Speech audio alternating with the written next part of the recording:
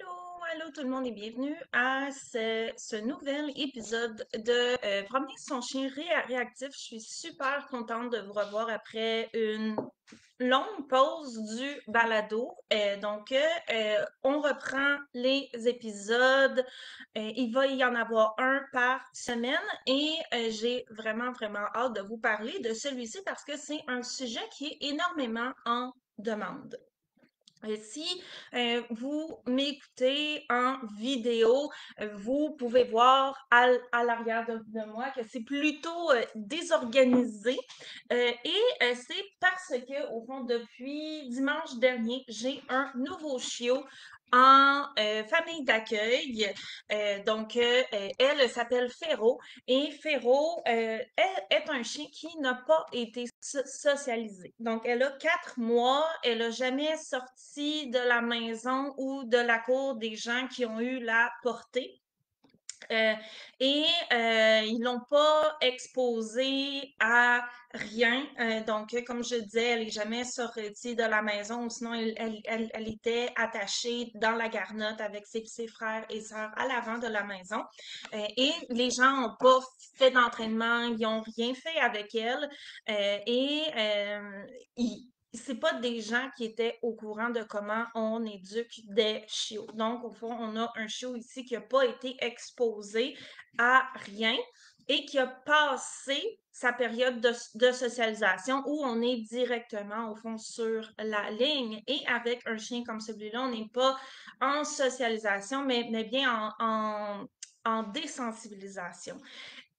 Avoir Féro, ça me permet aussi de vous donner plein d'informations sur comment, au fond, on gère la gestion des émotions avec un chien qui a beaucoup de peur. Donc, pour l'instant, à 4 mois et 11 jours, donc quasiment 2 semaines, Féro n'est pas ce que j'appellerais réactive, mais elle a peur, elle a tendance à fuir. Quand, au fond, des gens l'approchent, elle va japper, elle va grogner, elle va pas avoir tendance à se projeter pour avertir, au fond, de ne pas l'approcher. Elle va vraiment plus être du côté défensif, si on veut, où elle va tenter de fuir, mais en aboyant, en grognant et en signifiant, au fond, aux gens de se tenir loin. Et hier, au fond, pour la première chose que moi je fais lorsque j'ai un chien comme Féro en réhabilitation ici, ou si j'accueillerais un chien qui est réactif ou anxieux pour l'aider, la première chose que je veux faire, c'est pas de commencer tout de suite avec plein de la bonne volonté à faire des entraînements. Donc, au début, il faut avoir une période où on va permettre aux chiens d'avoir ses repères et ce que je voulais, c'était beaucoup bâtir la sécurité, le sentiment de sécurité chez Féro avant de la réexposer. Parce que vous ne pourrez, ça ici, c'est quelque chose que vous devez absolument comprendre. Aussitôt qu'on parle d'un chien qui a des émotions intenses par rapport que ce soit aux étrangers, aux autres chiens, à certaines choses, c'est que vous ne pouvez pas utiliser les exercices de réhabilitation pour convaincre votre chien de se sentir en sécurité. Ce que vous devez faire, c'est trouver au fond où et quand, au fond, votre chien se sent en sécurité, de renforcer ce sentiment-là et de progressivement réexposer votre animal afin d'agrandir sa zone de sécurité. Quand on parle de zone de sécurité, je ne parle pas d'une véritable zone, mais c'est plus au niveau d'une image. Hein? Et donc, la première chose que j'ai fait en accueillant Féro a été de non seulement m'arranger pour que les premières journées soient le plus calmes possible. Donc ça, ici, c'est numéro 1 parce qu'on veut toujours essayer de partir d'un système nerveux calme et je vais en parler souvent. Mais calme ne veut pas dire blasé, hein?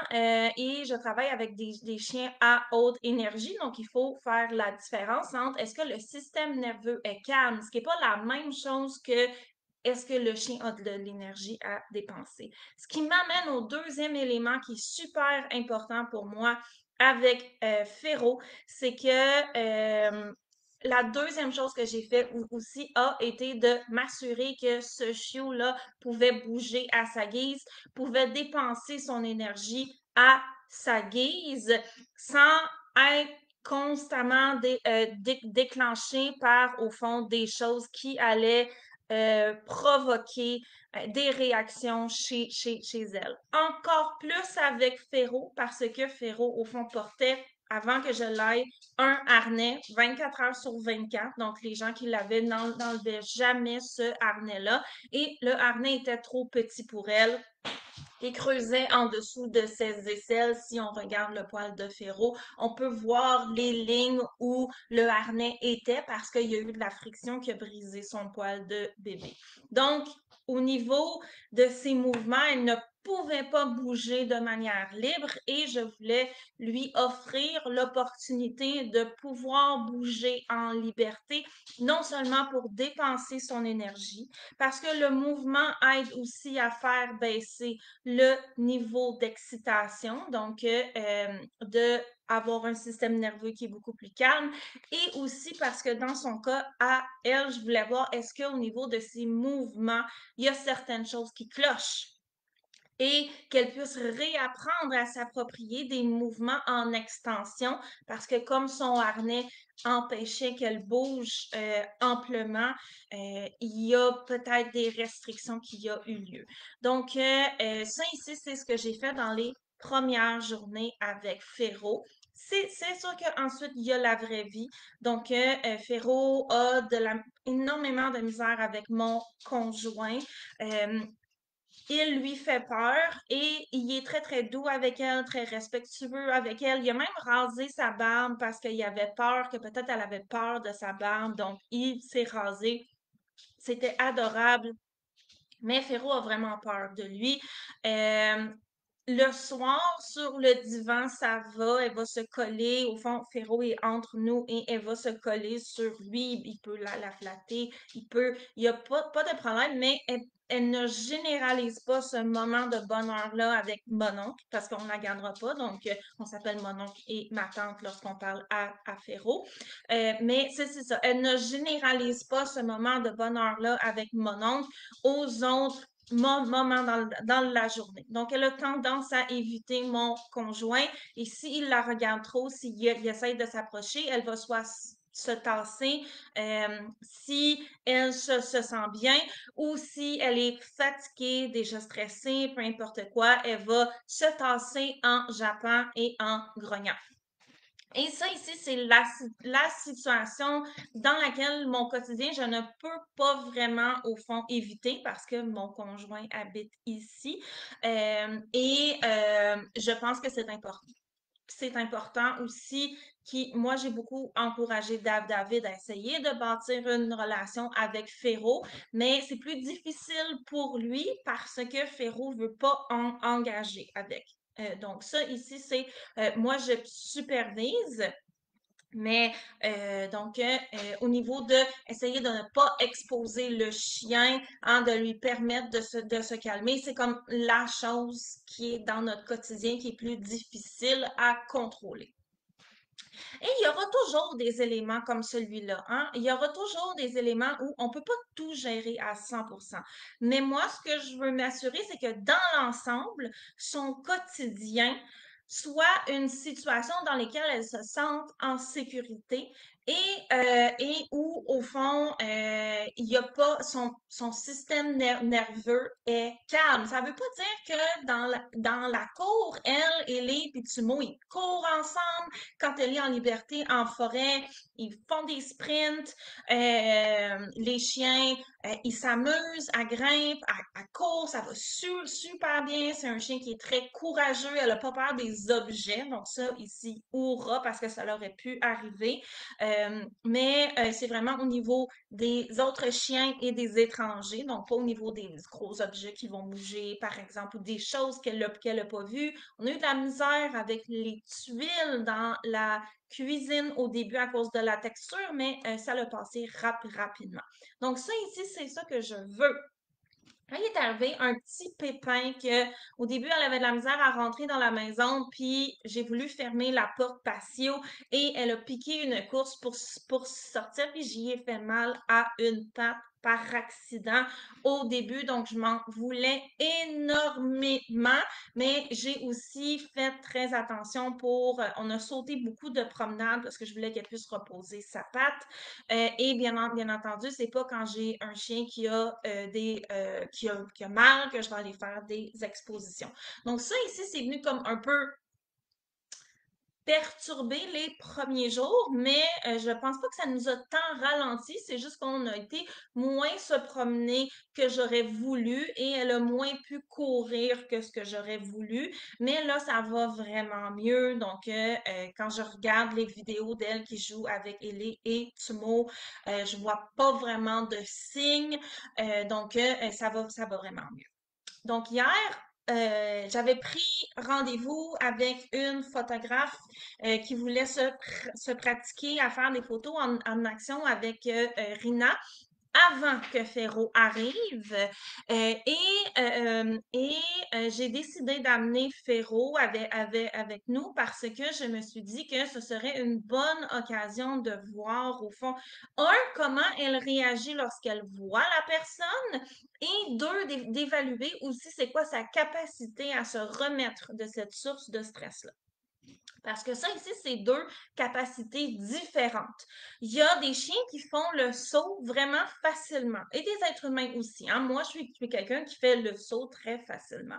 La capacité à, au fond, gérer ses émotions face à l'apparition du déclencheur, c'est une chose.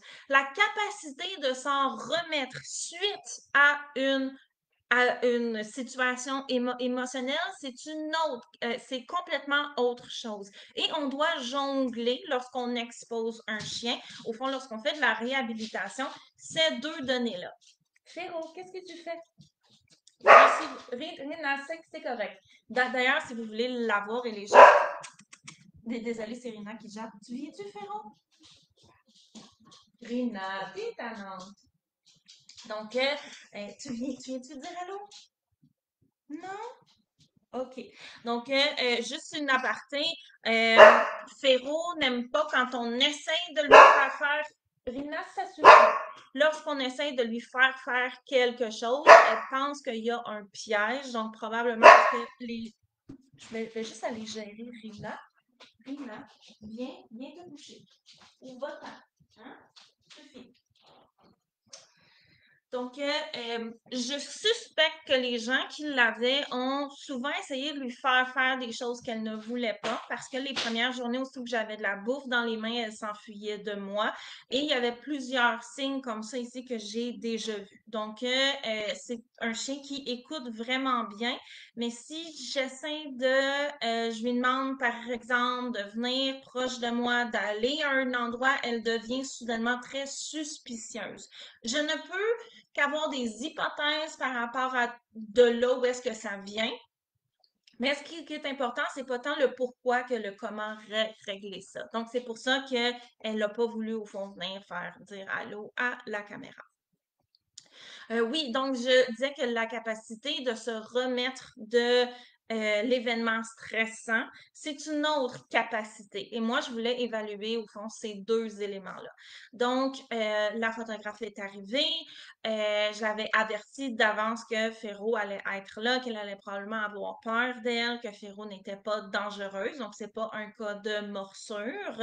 Euh, mais elle allait japper et elle allait probablement grogner au début et éventuellement, après ça, je savais pas, mais juste de tout simplement ne pas en faire de cas. Et oui, effectivement, au début, a grogné, a jappé, elle n'était pas sûre. J'ai donné des petites croquettes. C'est bien sûr que c'est pas un chien qui a des grandes habiletés en laisse si je l'appelle parce que j'ai de la bouffe. Elle ne connaît pas ces outils en entraînement-là qu'on va utiliser afin de gérer un chien qui a des problèmes émotionnel. Donc ça ici, c'est quelque chose qu'il va falloir lui montrer. Et vous aussi, si vous avez un chien qui a des difficultés émotionnelles, vous allez devoir lui apprendre des outils, hein, comme venir à votre main quand vous l'appelez pour manger, pas tirer en laisse, plein d'autres choses qu'on va demander à un chien afin qu'il comprenne c'est quoi qu'on lui demande et qui permet de le gérer beaucoup plus facilement et d'éviter que le chien fixe, le chien se crainte, apprendre aussi au chien à vous suivre. Donc, toutes ces habiletés-là, non seulement les habiletés de chiot que Ferro n'a pas, mais aussi les outils qui vont nous aider euh, en gestion, au fond, du chien qui a des émotions. Et très rapidement, ça m'a surpris, mais très rapidement, au fond, Ferro a arrêté de réagir à la personne. On a fait la séance. Elle ne laissait pas la photographe l'approcher tant que ça. Elle ne s'est pas laissée flatter, mais elle était tout à fait correcte d'être neutre dans le même environnement que la photographe et de faire ses petites affaires. Donc, elle reste craintive, pas de manière maladive, mais je ne pense pas que c'est le genre de chien qui va être un chien hyper social, qui va aller voir tout le monde, que tout le monde va être son meilleur ami. Ce que je pense qui va arriver avec Féro, c'est qu'on va en arriver à une certaine neutralité, mais qu'elle va toujours rester pas méfiante envers les étrangers, mais en anglais, ils appellent ça aloof. Donc, pas un chien qui va chercher le contact avec les étrangers, puis qui va vouloir qu'on respecte son espace personnel. Ça, c'est ce que je pense qui va arriver, mais on ne sait pas. Donc, on a eu une exposition hier qui s'est bien terminée. On a un chien qui, oui, bien entendu, réagit aux étrangers. Donc, ça ici, je m'en doutais, mais qui a quand même une bonne capacité à s'en remettre. Le soir venu, elle n'était pas particulièrement disjonctée. Donc, c'est le genre de choses que je vais regarder aussi, non seulement pour guider mes prochains entraînements. Et c'est là qu'on tombe dans, c'est quoi au fond, combien de temps entre les expositions? Parce que après l'exposition, c'est possible que le chien y ait beaucoup d'émotions et qu'il va avoir besoin d'évacuer des émotions-là. Ce qui évacue les émotions va être le temps, gruger, pouvoir courir et engager dans des activités, au fond, qui vont calmer son système nerveux. Et vous voyez bien que j'ai mis courir dans la liste qui est une activité qui est active physiquement, mais au niveau mental, c'est calmant. Sauf quand on a un chien qui disjoncte et qui se met à spinner. Mais ça ici, c'est le genre de choses que vous voulez remarquer. C'est quoi la capacité immédiate de mon chien à se remettre de la chose qui l'a stressé? Et dans la même journée, qu'est-ce que je vois au niveau de mon chien par rapport à une augmentation de comportement, comportement de signes de stress au niveau d'être plus disjoncté? Est-ce que mon chien a de la misère à dormir? Est-ce qu'au contraire, il va dormir beaucoup plus? Est-ce qu'il est plus à fleur de peau? Est-ce que tout ça ici va me donner des informations? Et dans la soirée, je vous dirais que Ferro a été très euh, calme. Donc, c'est pas un chien qui est très actif le soir. Mon conjoint et moi, on s'est entraînés. J'ai regardé quand on bougeait les poids, est-ce qu'elle avait des réactions d'évitement? Pas du tout. Elle était curieuse, mais elle n'allait pas nécessairement aller se mettre en danger aussi pendant qu'on fasse les exercices. Donc, j'étais très contente de voir qu'elle n'avait pas peur des objets, des gros objets qu'on bouge dans son environnement parce que ça fait une chose de moins à désensibiliser. Mais lorsqu'il est venu le temps de se coucher et que mon conjoint est venu, au fond, lui dire bonne nuit et me dire bonne nuit, elle a fortement réagi à lui. Donc, elle était vraiment très fâchée. Elle grognait et jappait plus qu'à l'habitude. Est-ce que c'est à cause de l'exposition? Est-ce que c'est parce qu'elle est en train de se dégêner aussi? Est-ce que c'est un autre signe aussi par rapport au développement de Féro qui vient influencer tout ça? C'est qu'elle est en train de perdre ses dents. Donc, il y a déjà au fond deux petites dents qu'elle a perdues ici et elle est en train de faire ses dents présentement. Ce qui fait qu'elle a mal et ce qui fait que quand un chiot a mal, sa capacité à gérer ses émotions est beaucoup plus basse. Et ça, ici, tous les gens qui ont un chiot ont vu que, au fond, dans cette période-là, le chiot il est beaucoup plus à fleur de peau, il frustre facilement. S'il y a des papeurs, les papeurs sont pires. À nouveau, c'est normal. Et ce matin, effectivement, elle a eu peur de mon conjoint un petit peu plus que d'habitude et je vois dans son comportement que est un peu plus à fleur de peau. Euh, Est-ce que c'est les dents? Est-ce que c'est hier l'exposition qui s'est passée? Ou si hier j'avais un rendez-vous médical que je ne pouvais pas manquer et c'est mon conjoint qui l'a gardé. Il m'a dit qu'elle a pleuré pas mal tout le long. Est-ce que c'est lequel de ça? Moi, je pense que c'est l'ensemble de tout ça. Ce qui m'amène à ma prise de décision parce que aujourd'hui, je dois aller chercher de la nourriture pour les chiens. Féro, je ne l'ai pas encore laissé seul dans la maison plus que un 5-10 minutes que j'ai fait 2 fois. Donc, lorsque j'ai un chiot qui arrive en famille d'accueil ou à moi, je vais être très lente à les à leur apprendre à être seul, surtout un chiot comme Féro, qui a absolument eu zéro préparation de la part des éleveurs. Ils l'ont pas séparé de ses frères et sœurs pour lui montrer que c'était correct. Ils ont fait aucun travail aussi pour la séparer de maman.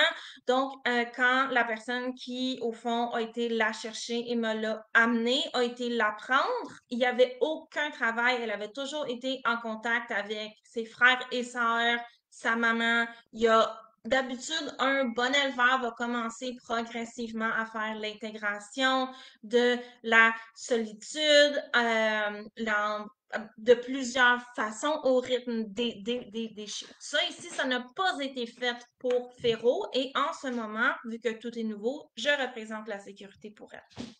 Donc, je commence des fois, je l'envoie dehors, je reste dans la maison. Je commence aussi, à un moment donné, j'ai été parler à ma voisine dehors pendant qu'elle était dans la maison, mais j'y vais très progressivement parce que je veux que la transition se fasse bien. Je ne veux pas que ce soit un choc pour Féro.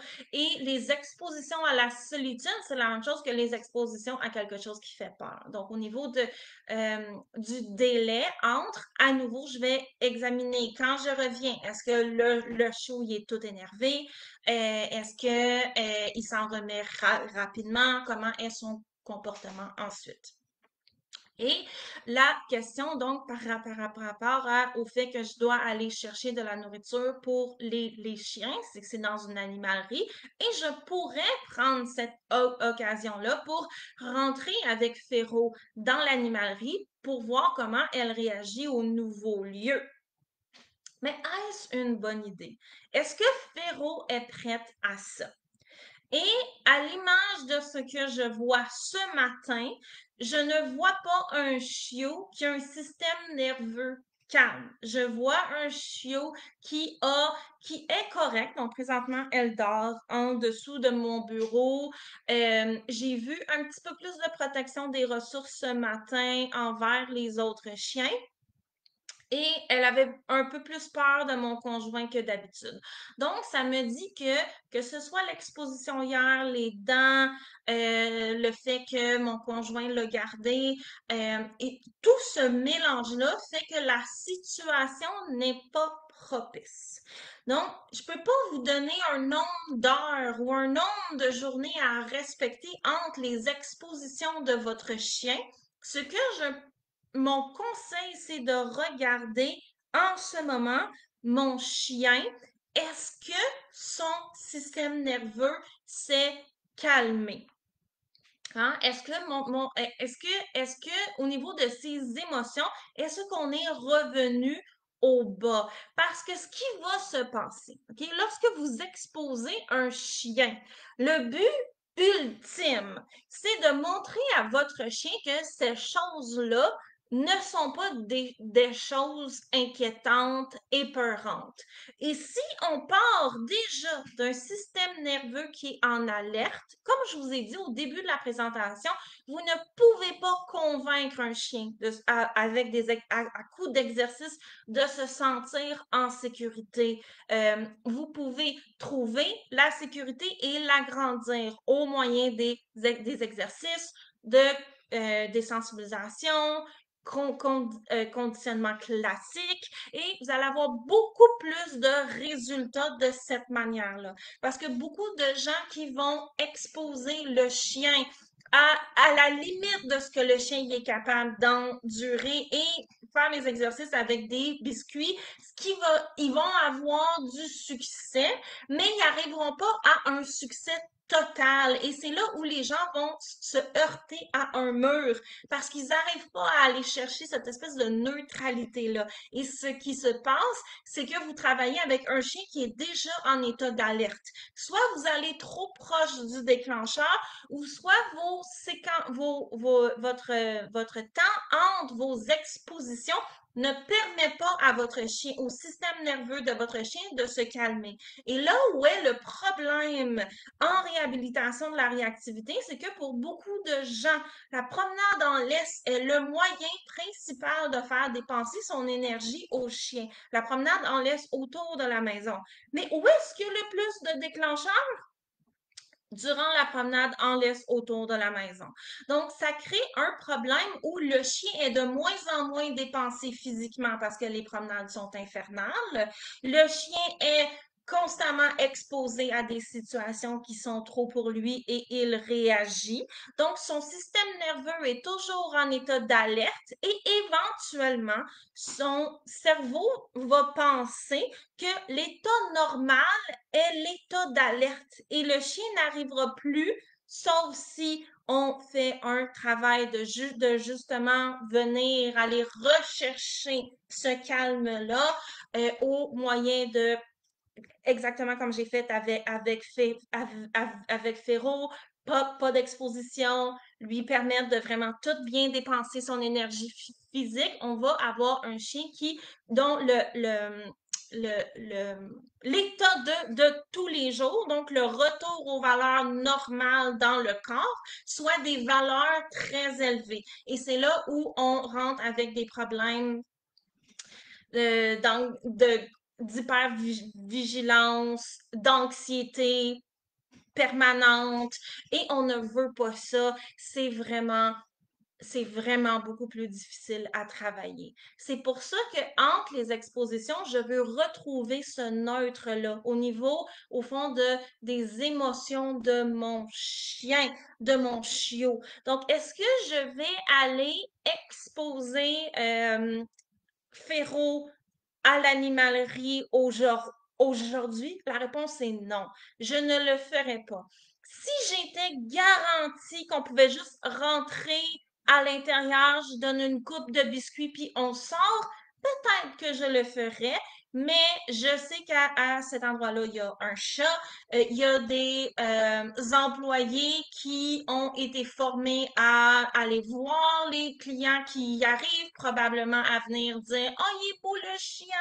parce que les gens aiment ça. Il va probablement y avoir aussi d'autres clients, d'autres chiens. Le risque est beaucoup trop grand et je ne veux pas le prendre en ce moment. Parce que ce qui va se passer, c'est que son état émotionnel, qui est déjà plus élevé que son neutre, même si je fais une séance d'entraînement qui va bien, ça va s'ajouter par-dessus. Et moi, ce que je veux, ce n'est pas ça. Ce n'est pas d'augmenter, au fond, son état de vigilance, son état d'excitation. Donc, en anglais, ils appellent ça du arousal. Ce n'est pas au niveau sexuel, c'est vraiment au niveau de l'état d'excitation, de l'état d'éveil. Donc, je ne veux pas ça. Je veux que mon chien soit le plus calme possible. Moi, essayer de l'être aussi et d'être prête lorsqu'on va aller faire une exposition, que ça l'aille bien et ensuite de retrouver ce neutre-là. Donc, demain, je vais réévaluer la situation. Vous devez traiter toujours le chien que vous avez devant vous, pas le chien que vous aviez avant, pas le chien que vous espériez avoir, pas le chien que vous pensez que vous devriez avoir et pas là où vous vous dites que vous devriez être rendu. En ce moment, aujourd'hui, donc je vais me demander demain, quel chiot ai-je devant moi? Est-ce que ce chiot-là me semble prêt à une autre exposition afin d'essayer de transposer ce neutre-là, hein, et d'utiliser tous mes exercices que je connais afin, au fond, de lui montrer à se sentir à l'aise dans des environnements divers, avec des étrangers, avec des chiens. Et c'est comme ça que je vais évaluer combien de temps un chien a besoin entre les expositions. Le danger, c'est de soit surexposer le chien. Je vous ai expliqué abondamment pourquoi, ou de ne pas exposer le chien. Parce que si j'ai un chien que je n'expose jamais et que les rares fois où il est exposé, c'est des situations qui sont hyper grosses, ça ne m'aidera pas non plus. Donc, il faut à la fois se botter les fesses pour pouvoir fournir au fond un environnement à mon chien en réhabilitation où il peut prédire que du calme, que ça va bien aller, qu'il n'y aura pas de déclencheur, qu'il puisse se dépenser physiquement à fond, donc avoir un mode de vie qui correspond à ses besoins, à nouveau en essayant qu'il ne, je vous dis pas qu'il y ait déclencheur zéro. Même moi, quand je vais promener mes chiens, c'est possible que mes voisins soient sur leur terrain en train de faire ce qu'ils ont à faire. Mais je veux que quand je vais promener mes chiens, donc Féro, ils soient capables de prévoir que même si des fois la vraie vie arrive, ce n'est pas une situation hein, où il faut qu'ils cherchent les déclencheurs pour se demander sont où, je le sais qu'ils sont là. Et ça ici, c'est compliqué. Je le sais, mais ça prend ça. Et donc ça ici, c'est la première chose, le premier bottage de fesses à faire. Et le deuxième bottage de fesses va être, une fois qu'on a trouvé ça, de se botter les fesses pour aller réexposer le chiot. Là, j'ai un chiot tout neuf. Fait que c'est facile. J'ai pas d'émotion par rapport à ses réactions. C'est pas moi qui ai provoqué ça. Hein? Je l'ai pris en sachant déjà qu'elle était comme ça. J'ai pas un long historique aussi avec elle et j'ai pas toute cette lourdeur de toutes les années, tous les mois que j'ai travaillé avant, les succès que j'ai pas eu, les commentaires de mon entourage, le ci, le ça que vous avez. Et ça, on ne se mentira pas, c'est très lourd à gérer et ça fait qu'on n'a pas envie d'aller faire nos exercices parce qu'on se dit c'est lourd, il faut, c'est compliqué, mon chien va réagir, de quoi je vais avoir l'air. Et tous ces discours-là qu'on a dans notre tête ne nous aident pas. Et c'est pour ça qu'il faut qu'on aille se botter les fesses pour essayer de hein, aller se demander qu'est-ce que je peux faire pour avoir non seulement réexposer mon chien pour que ça aille bien, comme dans le cas de Féro, mais vous, l'étape de plus que vous avez à faire, que moi, je n'ai pas à faire avec elle, est aussi quelle variante du scénario de déclenchement de mon chien je peux aller trouver pour moi me désensibiliser à ça.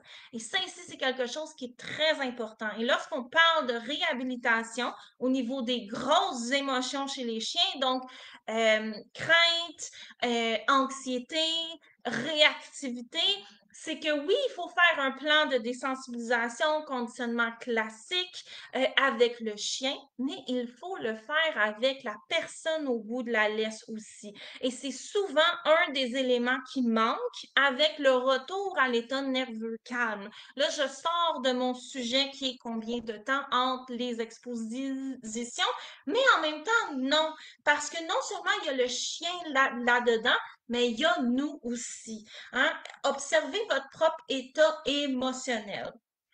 Donc, le temps entre les expositions va dépendre du chien et de vous. À partir de combien de jours de ce mode de vie-là où le chien et vous pouvez prédire que ça va être bien, que ça va bien aller, hein? Même si, comme je disais, des fois, le voisin voisine sur son terrain, mais que ça va quand même bien. Vous prédisez pas que votre quotidien va être l'enfer, vous prédisez que ça va quand même bien aller. Hein? Donc, après combien de jours vous retrouvez cette espèce de OK, je me sens prêt et votre chien aussi, son système nerveux, tous ces petits signes-là d'agitation que je vous ai décrit par exemple avec Féro.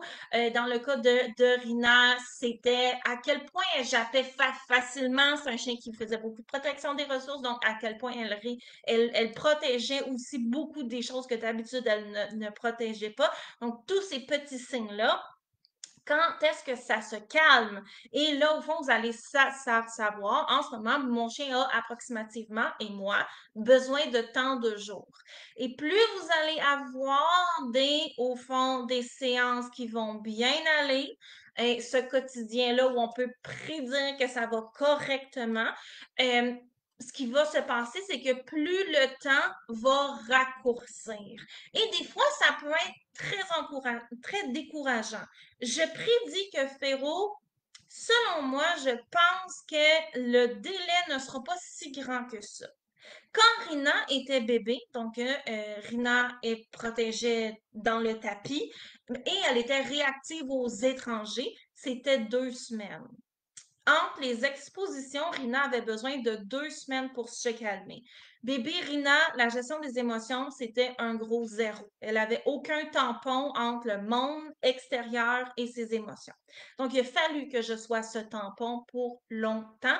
Et comme je vous disais au début, ça a été 2 semaines de pause. C'est énorme, je sais, c'est décourageant.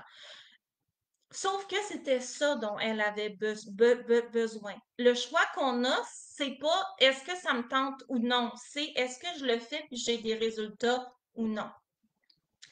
Et à force de faire, d'appliquer ça et aussi de pas aller au bout de ses capacités quand on faisait des expositions, il faut savoir en réhabilitation que tout, à chaque fois que dans l'environnement, il y a un déclencheur, c'est une séance d'entraînement, c'est une exposition.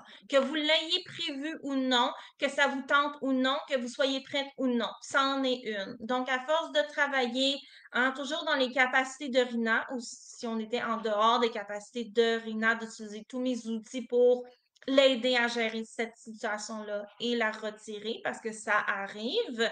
Là, on se fait surprendre par la vraie vie, d'où la difficulté en réactivité. Ce temps-là a réduit. Au début, c'était 2 semaines. Après ça, c'est devenu une semaine. Après ça, c'est devenu 5 jours. Après ça, c'est devenu 2 jours. Après ça, elle avait besoin d'une journée. Ça ne veut pas dire qu'à chaque jour, à chaque 2 jours, j'allais pratiquer, mais je le savais qu'elle était prête. Après ça, ça dépendait aussi du reste de mon horaire, là, parce que ma vie ne tournait pas autour de la réhabilitation de Rina. Ben, quoique, mais bon, Rina, c'était un cas quand elle était jeune, jusqu'à temps que ce soit, au fond, après une demi-journée, elle était prête. Et c'est à ce moment-là qu'on voit une accélération du progrès parce qu'on a respecté ce dont le chien avait besoin. Jusqu'à ce que tout allait super bien. quand il y avait des expositions, quand la vraie vie nous jouait un tour, ma chienne, même si elle aurait fait un wouf ou deux par surprise, ça, elle s'en remettait tout de suite, ou alors on voyait le monde venir, on faisait des exercices, ça allait bien, on avait atteint une espèce de neutralité. Et aussitôt qu'on rentrait à la maison, je la sentais, même si ça avait bien été avant les expositions, je la sentais fébrile quand on rentrait. Mais à force de faire tout ça, hein, elle rentre à la maison, elle est zéro fébrile, mais c'est là où on se dit, j'ai réussi. J'ai réussi parce que ma chienne est rendue neutre envers son déclencheur. Les quelques fois où la vie nous joue un tour puis qu'elle fait une coupe de wouf wouf, je suis capable de reprendre la situation de même. Mon chien se calme quasiment instantanément. C'est plus un problème. Puis quand on arrive à la maison, elle n'a plus cette fébrilité-là. Et je commence à pouvoir progressivement avoir, même que des fois, elle va dire allô aux gens, je suis capable de la rappeler, puis qu'elle commence à avoir moi, je vise la neutralité. OK, c'est mon objectif, mais si je me rends un chien qui finit par aimer les étrangers, ben, je veux dire, hurrah. Mais c'est pas, au début, c'est pas dans mes objectifs. Mais bref, je me suis rendue là avec Rina et c'est là que je me suis dit, mais j'ai réussi. Ce chien-là n'est plus réactif en laisse envers les étrangers parce que j'ai respecté son rythme. Donc, j'ai respecté ce dont elle avait besoin pour avoir ce type d'exposition-là. Et c'est ce que j'ai l'intention de faire avec Ferro et également pour l'aider avec les différentes choses dont elle a manqué dans son développement. Nos prochaines étapes vont probablement être de lui donner des outils de base de marche en laisse. Parce qu'elle en a zéro. Donc, déjà, si elle n'est pas habituée à se faire promener en laisse, qu'elle ne sait pas comment ça marche et que j'ai pas, ça va être un facteur de stress de plus. Donc, ça ici, c'est une des choses qu'il va falloir faire et qui ne devrait pas, au fond, peut-être ce soir, peut-être demain. Ça va dépendre de comment est son état. Je vais laisser ma chienne me guider et on va aller faire une promenade très, très courte en milieu urbain au début et progressivement voir c'est quoi ses facultés de faire des plus longues promenades, comment elle réagit aux gens quand elle est en laisse, aux chiens, aux nouveaux lieux. Donc, c'est tout ça ici qui m'intéresse afin de savoir c'est quoi ses besoins pour lorsque je vais lui trouver une maison. Et par rapport à vous, combien de temps a besoin votre chien entre les expositions? Ça va toujours dépendre de votre chien. Et vous devez regarder le chien qui est devant vous par rapport à sa capacité sur le coup à ne plus avoir peur du déclencheur et sa capacité aussi à évacuer sa fébrilité après. Et une fois que son système nerveux est redevenu calme, votre chien est prêt pour une autre exposition.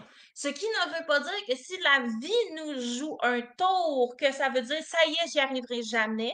Vous devez toujours être en train de vous demander en ce moment, qu'est-ce qu'il faut que je fasse pour que ce soit le mieux pour mon chien, mais on va essayer d'éviter que ça l'arrive. Mais ça ne veut pas dire qu'on lâche le morceau s'il y a quelque chose qui se passe, hein, parce que je gère pas s'il y aurait à un moment donné un chien qui passerait devant chez nous et loin, et Féro le verrait, ben je vais réagir de la façon que ma chienne a besoin à ce moment, même si j'avais pas prévu d'aller faire une séance d'entraînement parce que mon rôle, c'est de la guider là-dedans, de la même manière que c'est votre rôle. Et n'oubliez pas aussi qu'il y a vous aussi que vous devez désensibiliser, pas juste votre chien. Donc, est-ce qu'il y a des questions avant qu'on se laisse? C'est le moment. J'en vois pas, mais je vais juste aller voir si ça l'a pas buggé. Donc, si vous avez des questions, c'est le moment de les mettre dans le chat avant qu'on se laisse. Si vous avez des questions par rapport à non seulement Féro, mais aussi tout ce dont on a parlé par rapport à combien de temps entre les expositions. Et pendant que vous écrivez, si vous avez des questions, je vais essayer d'aller la chercher, mais là, elle dort fort. Non, tiens-tu? Oh, ça dort dur, ce petit bébé-là.